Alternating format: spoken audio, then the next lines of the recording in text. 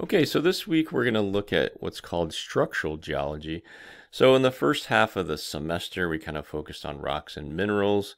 We threw in a little plate tectonics and geologic time along with that.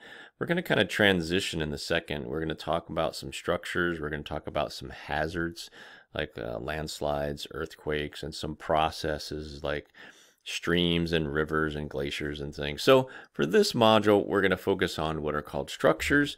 And these are basically the idea that rocks can be altered from their original position. So we're not talking about metamorphic rocks necessarily, where we change the rock itself. We're talking about we change the orientation. And this is typically when we're looking at bedding. So remember, bedding is associated with sedimentary rocks. And the argument is that sedimentary rocks are typically deposited flat and horizontal. And so what we see when we look at the rocks in the field is that sometimes they are tilted. They don't have the same orientation. And this is typically caused by some type of stress that has been applied to the rocks.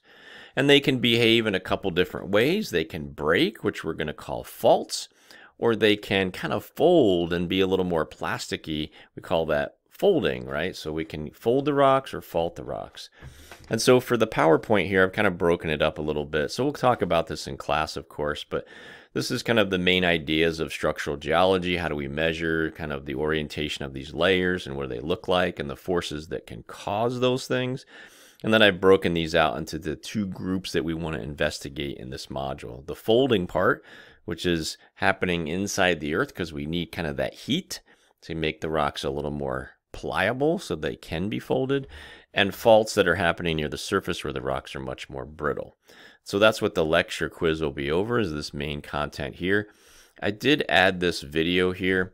I may play it in class, I'm not sure, but basically it talks about what a strike and dip is, which is a measurement. So we use a special compass to get the orientation of a layer. And so when you can take those measurements, then we can describe that to someone in a report or on a map so that they'll know that the rocks aren't flat, that they have some tilt to them, and we can give that orientation in a measurement. So you can kind of look at that to give you a better idea of what a strike and dip is. And then you'll have two more things to do. There's an article on structures. I think it focuses mostly on the brittle types, so we're looking at faults here. These take you to the same, this is just a PDF, that's a web link. And then the video on the Earth Revealed is also going to talk about structures, a little more reinforcement from the stuff that we'll talk about in class.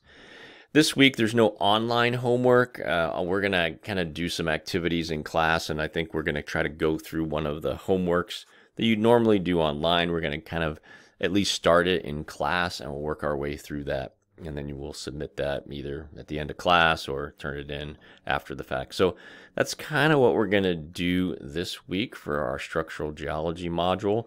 And then for our lab, we're actually going to do a structural geology lab when we go into class. So we'll learn a little bit about strike and dip and taking measurements. We'll do some practice like that. So that's what we'll do on the Monday lab, and then we'll actually go out in the field in a couple weeks and we'll actually put that information and those skills to use on some outcrops that we have out in front of the library there, so we can go ahead and do that out in the field.